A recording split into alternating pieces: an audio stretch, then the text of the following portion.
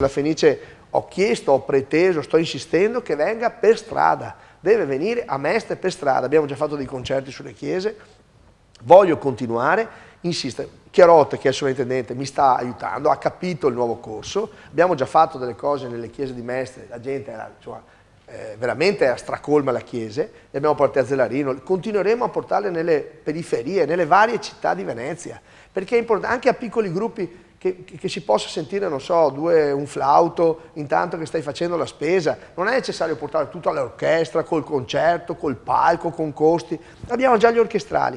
Così si giustifica anche l'aiuto che il comune, forte, dà alla Fenice.